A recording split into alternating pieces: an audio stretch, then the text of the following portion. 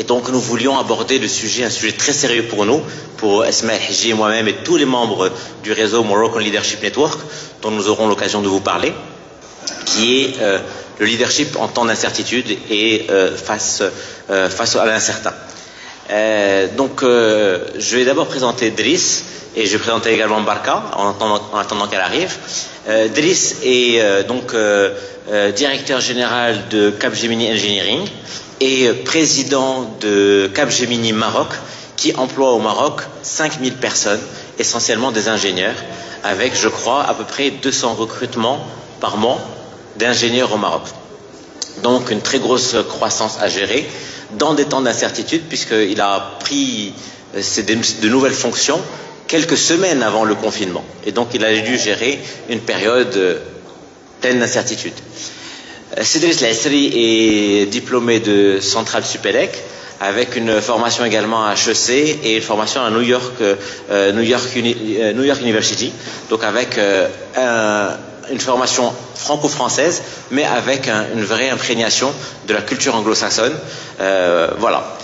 Voici quelques mots. Je voulais pas faire un gros travail de définition, mais juste définir le mot résilience, qu'on n'utilise pas beaucoup, et je ne définirai que le mot résilience, et puis je laisserai Driss illustrer de son expérience, de son vécu, de chef d'entreprise, de représentant d'une très grande multinationale au Maroc, les temps d'incertitude qu'on a vécu. Et nous allons aussi faire un travail de prospective sur les 4-5 prochaines années au Maroc. Est-ce que nous allons vivre des incertitudes et comment le leadership peut nous permettre d'y faire face, être plus résilient.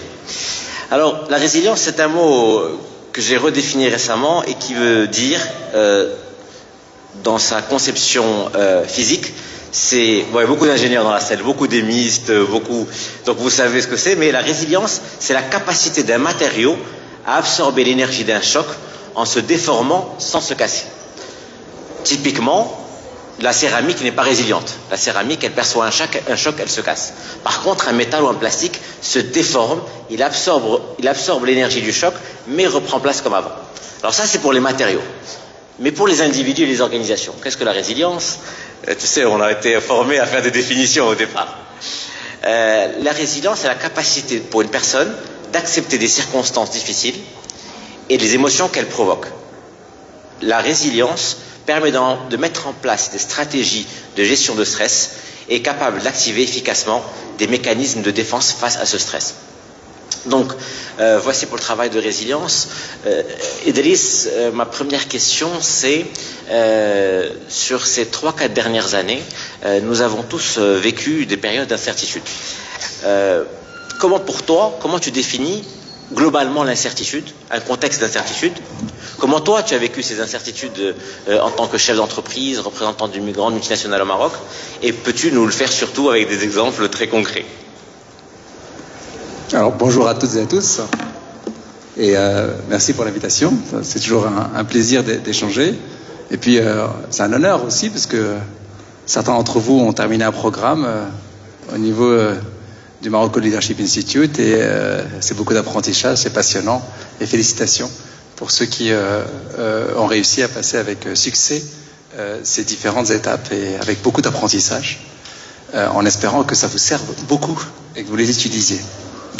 Alors, pour revenir sur ce que c'est pour moi l'incertitude au sens large. Alors, il y a un concept que j'aime beaucoup, et c'est je ne sais pas si vous le connaissez, c'est quand on caractérise l'incertitude, c'est le monde VUCA. Je ne sais pas si vous avez entendu le monde VUCA. Alors, VUCA, c'est un acronyme, c'est pour dire que c'est volatile, c'est en anglais, hein, volatile, uncertain, complex, and ambiguous.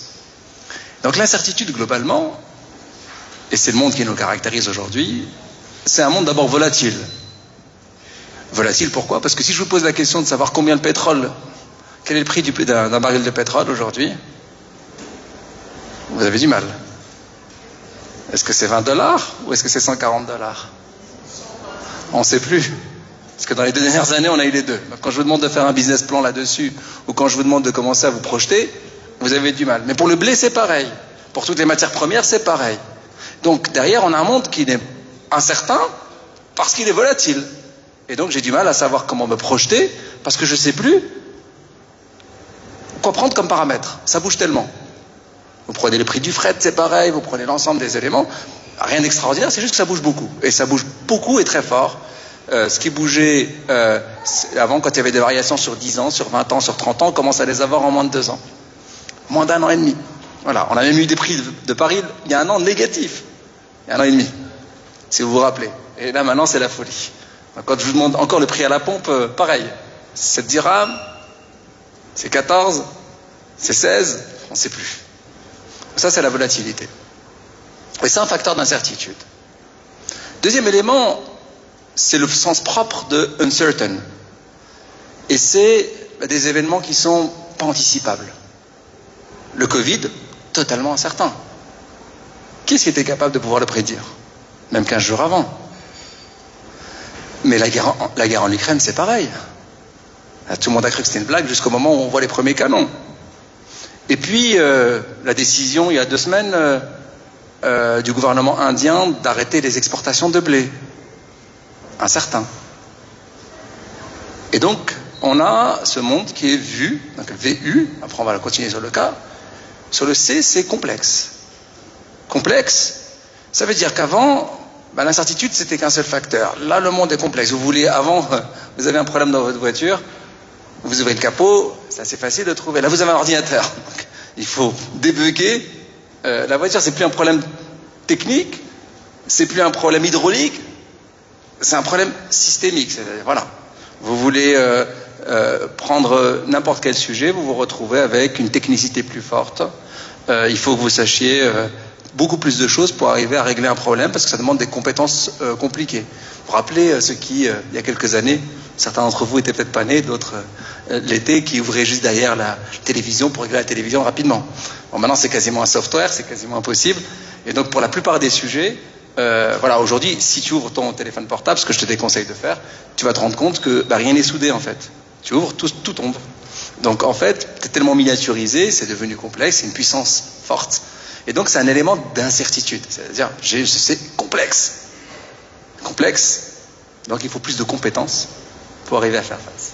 Et donc il faut coordonner plus de personnes, coordonner plus de savoir-faire pour régler un problème. Et puis ambigu. Ambigu, c'est pas clair. Rien n'est clair. D'accord?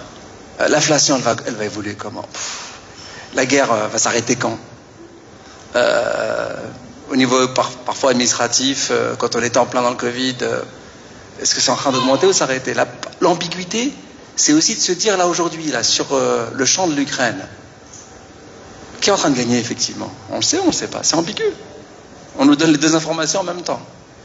Donc on a du mal à savoir le vrai du faux, et on a du mal à savoir vers où ça va. Alors après, quand on relit les livres d'histoire, ça paraît évident, mais quand on est dans l'action, le stimulus, il est ambigu. Tu m'arrêtes si je suis trop loin. D'accord? Et donc, tu m'as posé une question simple qui est de dire, mais comment tu vois l'incertitude? Je dis oui, il y a au moins 4 facteurs. Volatile, incertain, complexe et ambigu. Et les 4 dimensions, rendre la prise de décision, rendre l'action plus compliquée, parce que c'est pas clair. Alors, quand tu me disais, est-ce que dans les 3-4 dernières années, il y avait l'incertitude? Je pense que pour toutes les personnes qui étaient là, il y en a eu l'incertitude. Mais la vraie question, c'est comment on fait pour gérer des périodes d'incertitude? Parce que derrière, on ne sait pas. On ne sait pas vers où on va, on ne sait pas ce qui va arriver, on ne sait pas comment piloter. Et ce qu'on sait, c'est qu'on est en train de piquer du nez. Et on se dit, on ne sait pas quand est-ce que ça va s'arrêter, donc c'est toujours plus dur chaque jour. Donc premier élément, mais c'est de se dire qu'est-ce qui peut marcher. Regardez sur les aspects, donc regardez les signaux faibles et se dire mais qu'est-ce qui peut se passer. Donc par exemple aujourd'hui, si on doit travailler sur l'avenir, ok, je suis exposé au pétrole. Si le pétrole devait passer à $200, s'il devait passer à $250, qu'est-ce que ça donne sur mon activité? Et donc derrière, oui, j'ai pas envie de regarder ça, ok, mais qu'est-ce que ça donne? Et derrière, regardez quelles sont les possibilités que l'on peut faire aujourd'hui pour faire en sorte que la casse soit moins importante par la suite. Deuxième élément, c'est toujours regarder, moi c'est ce qu'on m'a appris pendant que j'ai passé mon permis, j'ai grandi en France, et donc quand je passais mon permis, on me disait, écoute Idriss, on nous apprenait la conduite sur glace. Je ne sais pas si vous le faites ici sur neige. Et donc en montagne, voilà. Et donc on nous disait, écoute, Idriss, quand tu conduis sur une route de montagne et que tes freins répondent plus, et que ou que tu n'arrives pas à freiner parce que tu as du verglas ou que tu as de la neige, il y a une chose qu'il ne faut pas faire. Il ne faut pas regarder le ravin. Il ne faut pas regarder le ravin pour fuir le ravin. Il faut regarder la piste qui monte, l'issue, et pas les dangers que tu veux éviter. C'est simple comme principe. Et donc ça veut dire quoi? Ça veut dire qu'à chaque fois qu'on est dans une situation qui est très incertaine, on regarde les yeux fixés sur l'issue. S'il pouvait y avoir une issue, qu'est-ce que je fais? S'il peut y avoir une activité quelque part, qu'est-ce que je fais? S'il y a une tendance qui se passe, qu'est-ce que je fais? Et donc restez sur l'issue. Et je vous assure que quand vous êtes dans une période d'incertitude, tout le monde vous rapporte tous les problèmes possibles. Tous les problèmes possibles. Et bien sûr qu'il faut les regarder. Mais si vous passez votre temps à gérer et à essayer de limiter la casse des problèmes, vous ne trouvez jamais l'issue. D'accord? Et dans mon cas, là, pendant cette crise, issue, c'était de faire en sorte que toutes les personnes possibles puissent aller voir et pleurer chez le client pour essayer de garder l'activité au maximum. Issue aussi, c'était de retravailler toutes les plaquettes, de retravailler tout le différenciateur pour aller chercher des nouveaux marchés malgré la situation catastrophique qui est arrivée. Et ça a marché. Et donc c'est se dire, je suis en situation difficile, les clients ne répondent plus, j'en profite pour retravailler mon offre, j'en profite pour montrer là où je suis bon, j'en profite pour chercher des marchés auxquels je n'aurais pas pensé précédemment, parce que derrière c'est la seule solution possible. Donc oui, je suis positionné au C, personne ne veut, tout le monde est en galère, mais il doit bien y avoir quelqu'un qui est encore plus galère, qui a encore besoin de couper les coups, de faire quelque chose, et à qui je peux offrir une solution.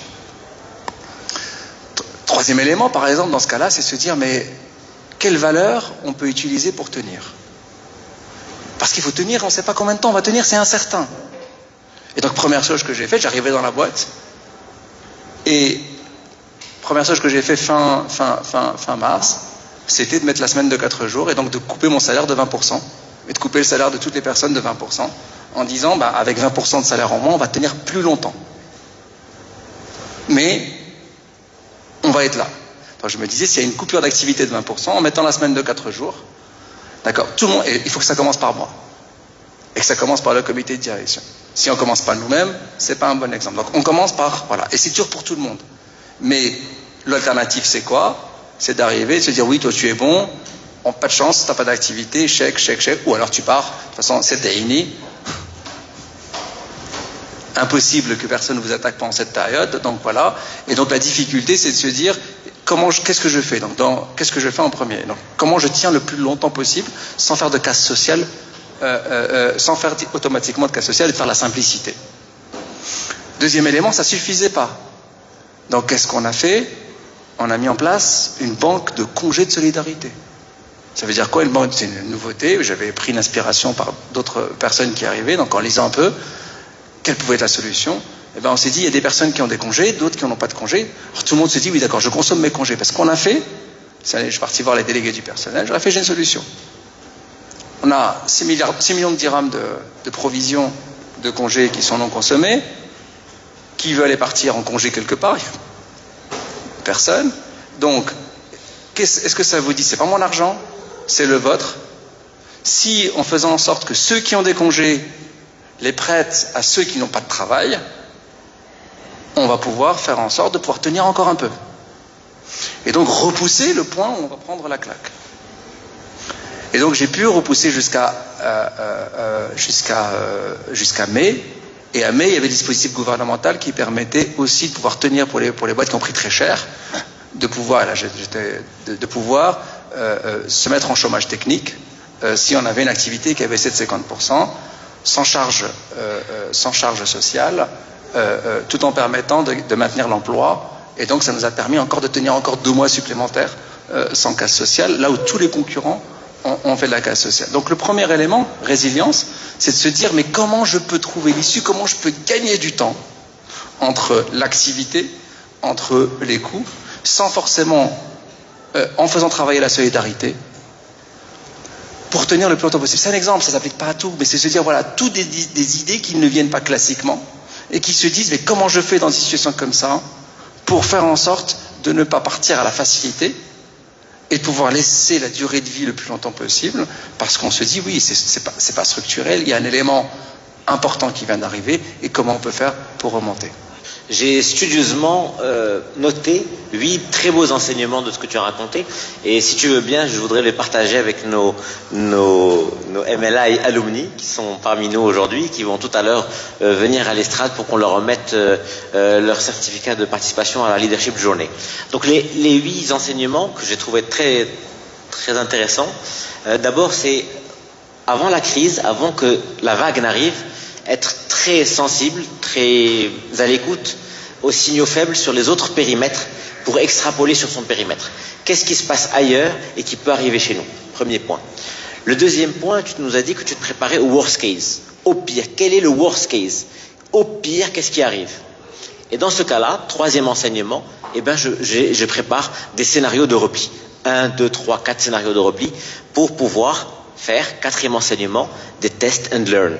Donc j'envoie des gens en télétravail avant l'heure, je vois comment ça se passe bien, et j'apprends.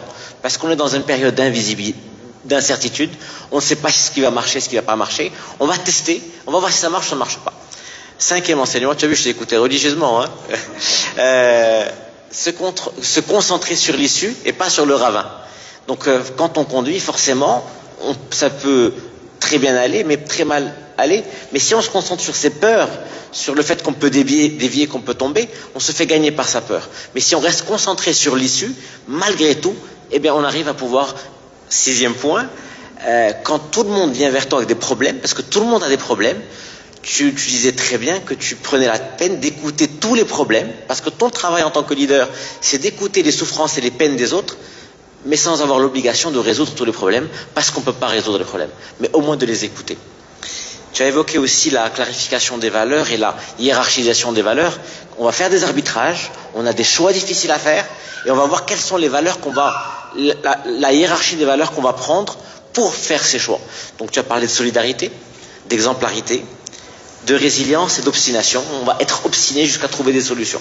Donc hiérarchie des valeurs, et enfin, cette démarche-là d'innovation, parce que quand on est dans l'incertitude, ce qui marche d'habitude ne marche pas. Et c'est là qu'il faut innover. Il faut faire preuve de créativité, d'où la banque de congés, aller plonger là où il y a des réserves et voir, en concertation avec les autres, si on peut plonger dans les réserves pour pouvoir tenir bon jusqu'à arriver à une issue.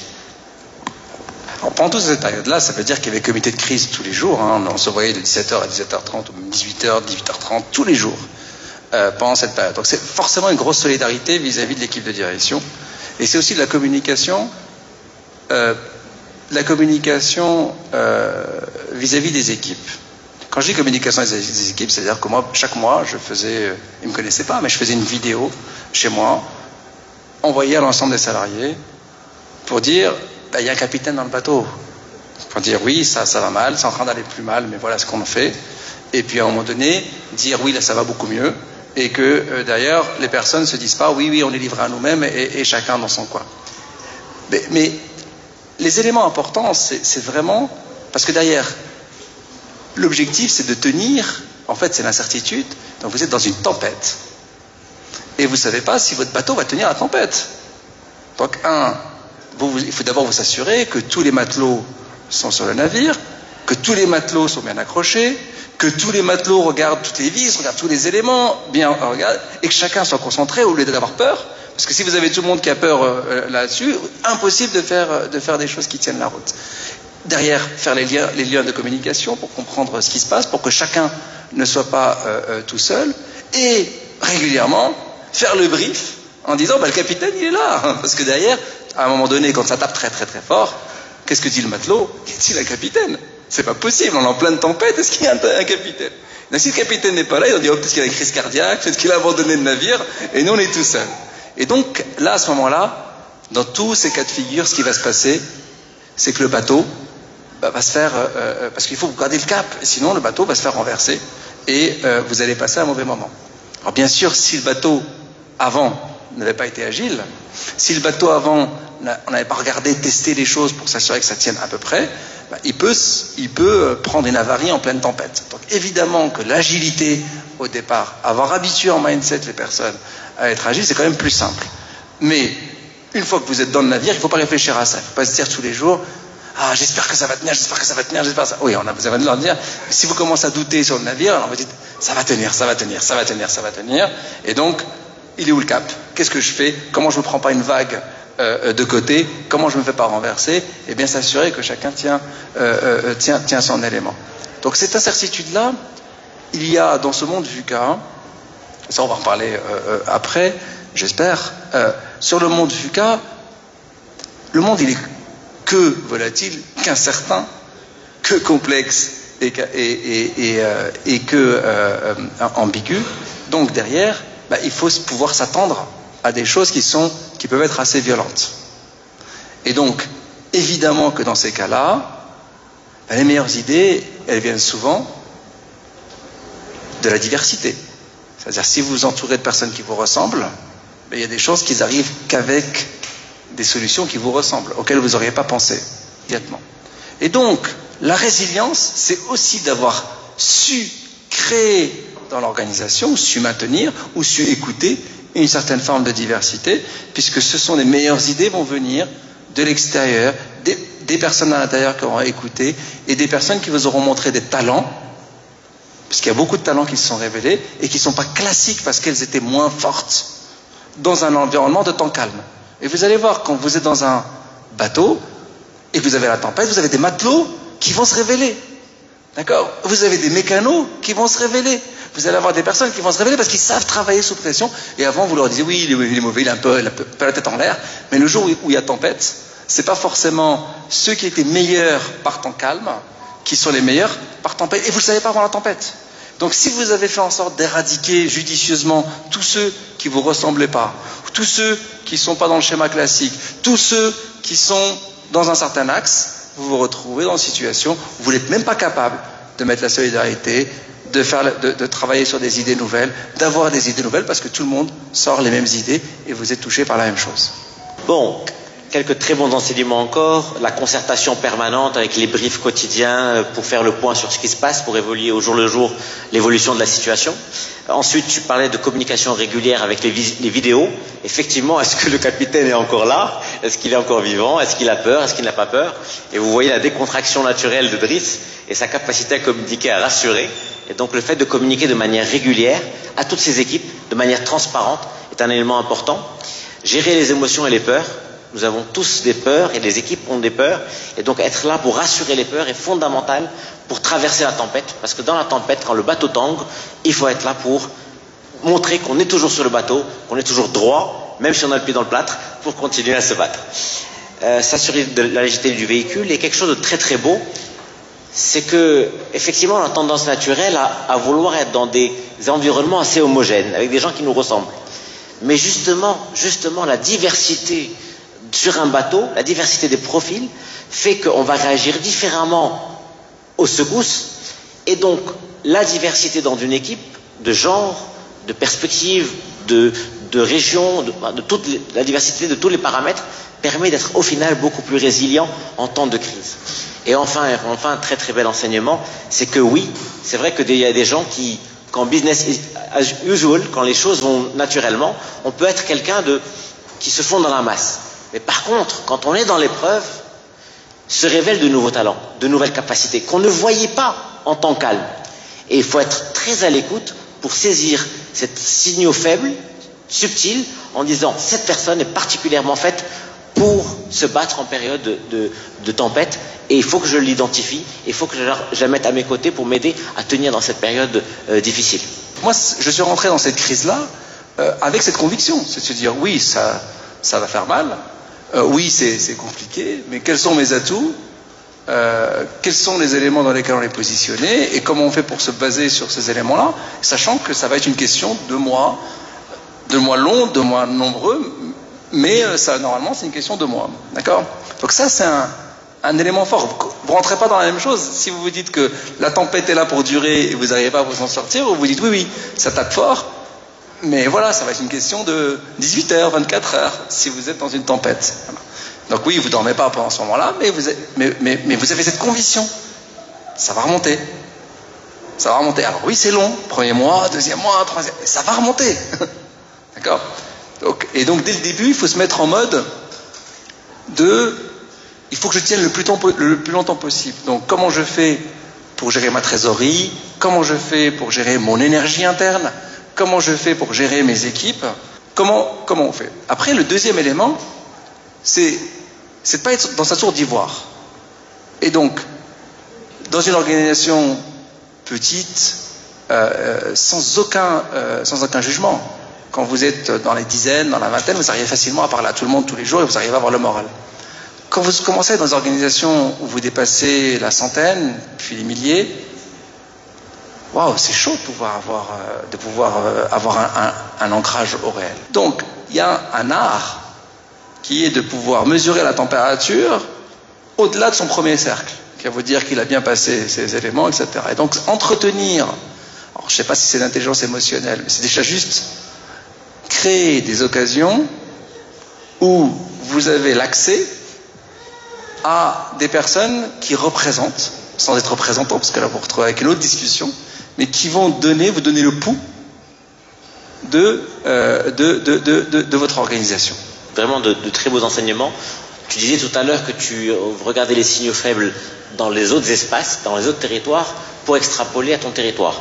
Mais il faut aussi voir ce qui se passe, non pas dans les espaces, mais dans le temps, sur les 10, 20, 30 dernières années, prendre les enseignements des crises passées pour pouvoir prédire les sorties de crise, comme il y a des crises pour des raisons diverses, les tours jumelles, la bulle Internet, les printemps arabes, les raisons des crises sont diverses, mais les sorties de crise ont toujours lieu.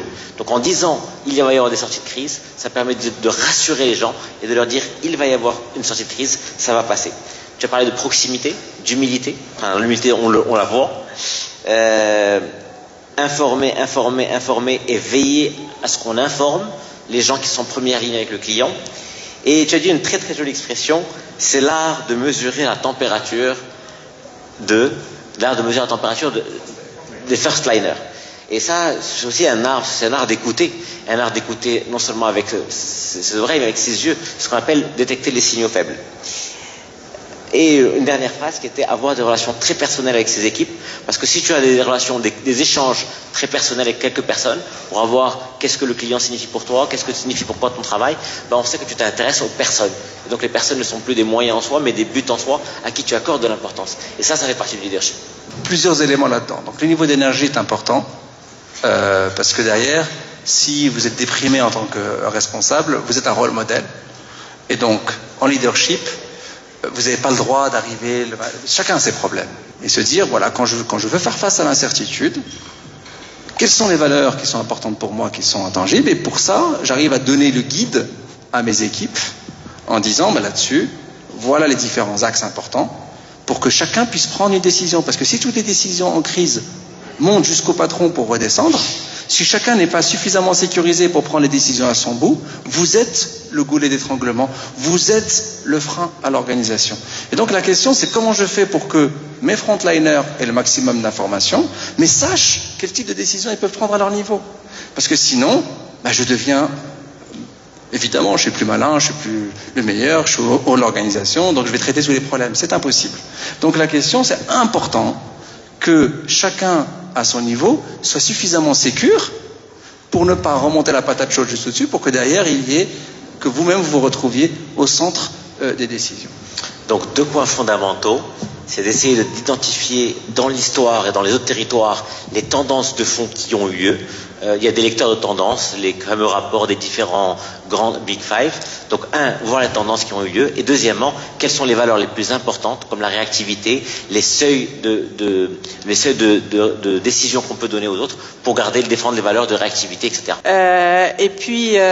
Mais pendant tout ce temps-là, le Maroc a quand même brillé par un leadership exceptionnel. Il faut le reconnaître pour une fois, parce on n'arrête pas de critiquer nos politiques publiques, notre mode de gouvernance, etc. Mais il faut reconnaître que pendant ces moments-là, la gestion de la crise était exceptionnelle au Maroc.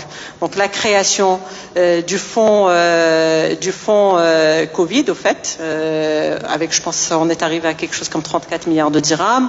Le soutien aux entreprises, bien évidemment, pour un pays qui n'a pas les finances suffisantes pour faire face à cette crise, un pays considéré comme un pays en voie de développement, un pays avec un taux de chômage et un taux d'analphabétisme relativement élevé, un pays avec des disparités régionales et territoriales très élevées, et malgré ça, je pense qu'on a été à la hauteur et on a pu traverser cette crise. Après, il y a plein de questionnements. L'État, au niveau central, avait pris le lead et allait beaucoup plus vite. Pourquoi? Parce que nous, on n'avait pas les moyens humains, on n'avait pas les compétences nécessaires et on n'avait pas le savoir-faire. Donc, il a fallu, sur certains aspects, qu'on rattrape ce retard. Après, ça dépend justement, tout dépend du leadership des présidents des régions, des walis des régions, parce qu'on travaille aussi en duo. Il y a quand même un travail d'accompagnement qui se fait par les walis, qui jouent aussi le rôle de coordinateur au sein des régions.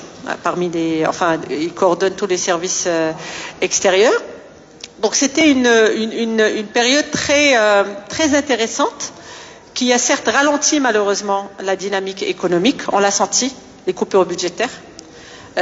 Plusieurs projets sur lesquels on travaillait et pour lesquels on avait des budgets importants. Bien sûr, on pense qu'on est plus ou moins sorti, parce qu'on attendait tous cette sortie du Covid. On se disait tous qu'à la fin du Covid, il y aura une reprise économique. Forcément, je pense que sur certains secteurs, il y a une reprise économique. Mais on est encore une fois dans un contexte encore plus compliqué, parce qu'avec la sécheresse pose un problème sérieux qui est celui du stress hydrique. Et qui n'est pas un problème qui a démarré aujourd'hui, il a démarré depuis quelques années, mais qui va en s'aggravant. Aujourd'hui, on a tous une urgence dans toutes les régions, c'est de travailler sur la problématique de l'eau. C'est d'essayer de trouver des solutions.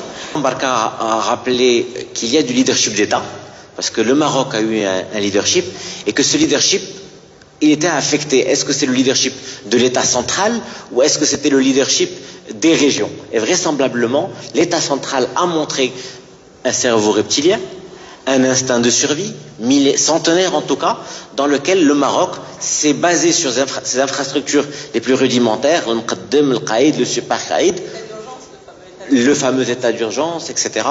Donc oui, le Maroc a eu du leadership. Comment? Avec du test and learn, le tâtonnement que tu as dit. On a tâtonné et on a fait du test and learn. Le Maroc a fait du test and learn dans plusieurs domaines et on a eu des apprentissages, comme l'apprentissage de la digitalisation, et qui nous a permis de montrer que le Maroc peut avancer plus vite grâce à la digitalisation. Tu as parlé aussi de l'imagination, de la capacité d'adaptation, et surtout, ce qu'on a découvert, c'est que l'État marocain avait des ressources cachées. Quand on a voulu communiquer sur les choses sont sérieuses, on a sorti des tanks. Les tanks n'ont servi à rien dans les villes, si ce n'est à communiquer. Parce qu'on a communiqué aux gens, c'est sérieux. Et ensuite, Là où ce que tu n'as pas dit, mais ce qu'on peut remettre en cause, c'est les communications last minute, qui étaient des points d'amélioration qu'on a tous subis. Deux derniers points fondamentaux à mon sens aussi, c'est qu'on s'est concentré sur ce qu'il fallait préserver. Préserver les vies, préserver les ressources, préserver l'alimentation. Donc on s'est recroquevillé sur ça. Et enfin, quand on est dans la tempête, quand le bateau tangue, il faut faire des sacrifices. Et donc, on va sabrer dans les budgets, dans certaines priorités, et pour reporter les choses dont on n'a pas nécessairement besoin. Merci beaucoup, Mbarka. Des périodes pareilles servent aussi non seulement à s'adapter par rapport au contexte, mais aussi à préparer l'avenir. Je pense qu'on a, en tout cas, il y avait cette réflexion qui était très présente. Je peux parler au niveau régional. C'était la réflexion de préparer le post-Covid, de dire on va peut-être profiter de cette période. Effectivement, il y a des coupures budgétaires, il y a un ralentissement de l'activité et tout le reste, mais ça nous permet peut-être aussi de dégager du temps pour préparer un redémarrage. Et ça c'était assez intéressant parce qu'il y avait quand même une adhésion d'ensemble, aussi bien dans la réflexion que parfois même dans les montages et dans la structuration des projets et dans le mindset. Ça c'était intéressant. Ça rejoint un peu l'idée d'anticiper. Ce qui est valable pour une personne, ce qui est valable pour une organisation est valable pour un État ou une région, c'est que ce qui ne vous tue pas vous rend plus fort, donc il y a eu un effet d'apprentissage, et les gens se sont retrouvés après pour travailler, peut-être de manière plus proche qu'avant, parce qu'ils savent qu'ils sont sur le même bateau et qu'ils ne doivent pas couler. Alors, toutes les crises, et c'est ce qu'on disait aussi tout à l'heure, et c'est nous force à apprendre à faire autrement. Et pour ça, c'est une chance. Et donc, en fait, il y avait pas mal de choses qui, avant Covid, on aurait dit c'était impossible. Et comme on a su les faire simplement et autrement sous la contrainte, une contrainte très très forte, et bien derrière, à la fin, on est non seulement plus fort, mais derrière, on ose traiter des sujets différemment de ce qu'on aurait fait.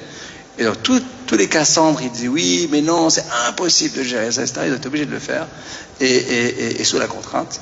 Et s'il n'y avait pas eu cette contrainte, on n'aurait pas pu tenter de nouvelles choses. Alors c'était dans l'enseignement, tout le monde nous aurait dit que c'était impossible. Et l'enseignement a eu une accélération de folie. C'est à différents niveaux de l'État, c'est dans les institutions, c'est à titre personnel. On nous aurait dit impossible que vous sortiez pendant 3 mois, ben, vous l'avez fait. Et donc derrière, on apprend à faire des choses autrement, et ça nous permet de pouvoir tenter des nouvelles choses après, quand on survit, hein. Et ça a été le cas. Donc on a tous survécu à ça, donc collectivement ça nous donne une histoire commune, et ça nous dit qu'on a su surmonter des choses différemment. Merci Driss. Effectivement, comme les crises, les périodes d'incertitude permettent de nous grandir.